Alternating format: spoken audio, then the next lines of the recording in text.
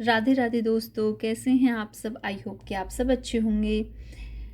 दोस्तों, आज है बैसाख का पहला सोमवार और मैं क्या बोलूँ, मैं करती हूँ सोमवार में पूजा भोले बाबा की। और मैंने अपने गुरुजी से पूछा, मैं कोई भी वीडियो बनाऊँ पहले मैं उसे सोचती हूँ, फिर मैं उस पर विचार करती हूँ और फिर मैं अपने गुरुजी से उससे पूछती हूँ कि क्या बात सही है और क्या गलत है।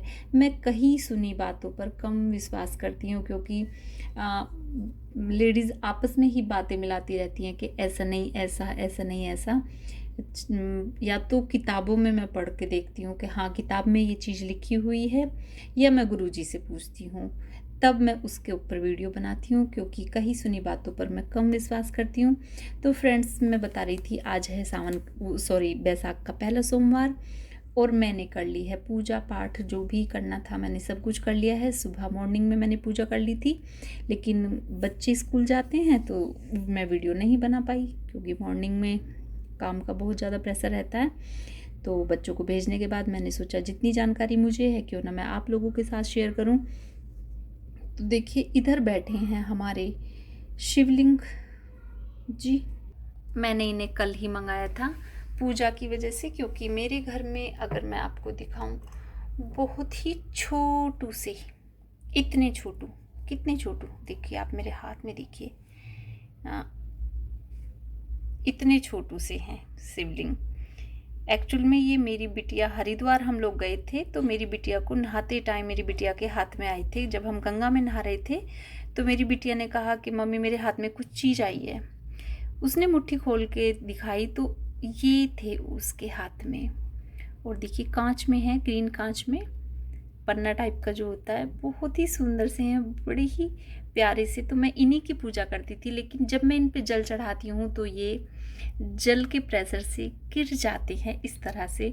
तो कहते हैं जब जल चढ़ाते हैं तो शिवलिंग का गिरना शुभ नहीं माना जाता। तो इसलिए मुझे गुरुजी ने बताया कि कभी भी, मैंने उनको भी ये बात बताई थी तो उन्होंने कहा कि शिवलिंग गिरना नहीं चाहिए। तो आप जो घर के मुखिया हैं, मतलब मेरे हस्बैंड घर में सबसे बड़े हैं, तो उन्होंने कहा कि इस तरह से अपने हस्बैंड के अंगूठे को इस तरह से करवा के आप शिवलिंग लें। तो मैंने अपने हस्बैंड के अंगूठे के हिसाब से ही ये शिवलिंग की प्रतिमा मंगवाई है। आप भी कभी शिवलिंग घर में लाएं तो अपने जो घर के बड़े हैं उनके हिसाब से, मतलब उनके अंगूठे के हिसाब से ही शिवलिंग लें। शिवलिंग घर में ज़्यादा बड़ा नहीं होना चाहिए। और बात करें अगर पूजा पाठ की, तो सोमवार के दिन शिवलिंग को कलश में जल कर अगर आप नहलाते हैं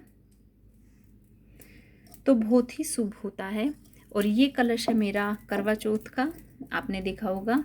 मतलब करवा है ये, जो पूजन होता है करवा रखा जाता है। तो मेरे पास में यही मिट्टी का था, तो मैंने सोचा मैं इसी से पूजा कर लूँ, क्योंकि गुरुजी ने कहा कि ऐसा नहीं है कि आप नया ही लेके आओ, जो आपके घर में हो आप उसको यूज़ कर सकते हैं। तो फ्रेंड्स, मैं इसमें सोमवार के दिन गुरुजी ने बताया कि सोमवार को आप इसमें रात को जल भर के रख दें, और इसमें बेल पात्र जो होता है, 3 पत्ते वाला बेल पात्र, अपनी कोई भी मनोकामना बोलकर इसमें डाल दें और इसको ढककर रख दें। और सुबह सोमवार में नहा धोकर शिव जी के ऊपर चढ़ाएं तो आपकी मनोकामना 101% पूरी होगी। हालांकि मेरी ऐसी कोई मनोकामना नहीं है, भगवान की कृपा से सब कुछ बहुत अच्छे से चल रहा है, सब कुछ बहुत अच्छे सा है। तो मैं तो बिना किसी उसके पूजा पाठ करती हूँ। जो भी होता है भगवान अपने आप देते हैं, समझते हैं। लेकिन गुरुजी ने मुझे ये बात बताई तो मैंने सोचा मैं आपके साथ शेयर कर दूँ, आप करके देखना। तो मैं इसमें सोमवार के दिन रात को जल भर के रख देती हूँ, और रोज़ मैं इसी से ही भोले बाबा को नहलाती हूँ। तो फ्रेंड्स, ये तो हो गई हमारी पूजन विधि, मतलब बैसाख में भोले बाबा को कैसे नहलाएं।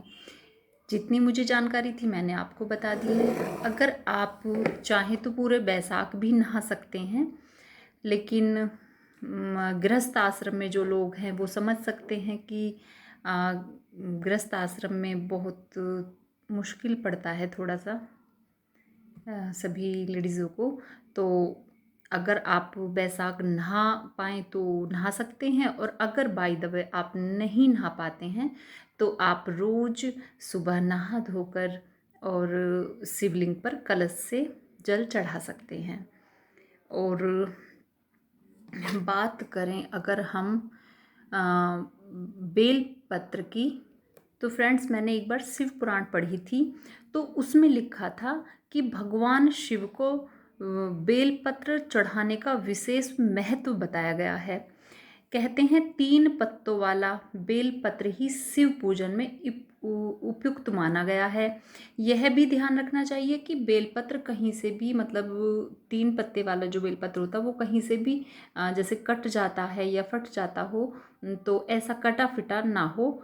और बात करें अगर लाइफ मैनेजमेंट की, तो दृष्टिकोण से देखा जाए तो बेलपत्र के ये 3 पत्ते 4 पुरुषार्थों में से 3 का प्रतीक हैं, जो है धर्म, अर्थ व काम।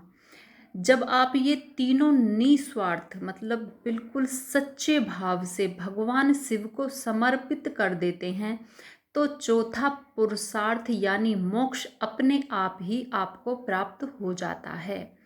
फ्रेंड्स, मुझे जितनी जानकारी होती है मैं सोचती हूँ कि मैं आप लोगों के साथ शेयर करूँ। और अब मैं आ गई हूँ लड्डू बाबू के पास। गले में पता नहीं मेरे खिचखिच हो जाती है। तो देखिए, लड्डू बाबू का मैंने कल किया था ये श्रृंगार, और श्रृंगार की वीडियो तो मैंने नहीं बनाई, लेकिन मैं लड्डू गोपाल जी का जल्दी जल्दी मेकअप चेंज करती रहती हूँ। पता नहीं मुझे क्या शौक़ है, मुझे अच्छा लगता है बाबू को। जब मैं फ्री होती तभी मैं बैठ जाती हूँ लड्डू बाबू को लेकर, लड्डू बाबू का श्रृंगार करने के लिए। और अब तो खैर काम बहुत ज़्यादा बढ़ रहा है, बच्चों का स्कूल रहता है, बच्चों का भी थोड़ा ध्यान करना पड़ता है, होमवर्क वगैरह करवाना पड़ता है। खैर उसके बावजूद भी भगवान अपने लिए टाइम मुझसे निकलवा ही लेते हैं। तो फ्रेंड्स, ये थी मेरी आज की वीडियो। जितनी मुझे जानकारी थी मैंने आपको दी है।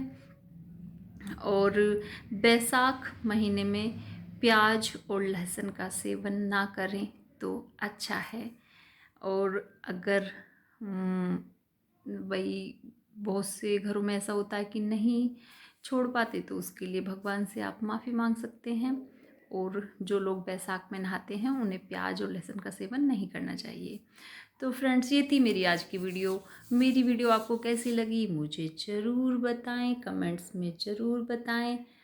और मेरी वीडियो को ज़्यादा से ज़्यादा लाइक करें, शेयर करें। और अगर आपने मेरे चैनल को अभी तक सब्सक्राइब नहीं किया है तो प्लीज़ सब्सक्राइब करें। तो मिलते हैं ऐसे ही किसी नई वीडियो के साथ, तब तक के लिए राधे राधे, जय माता दी, जय शिव शंकर, ओम नमः शिवाय। Bye bye friends, bye bye.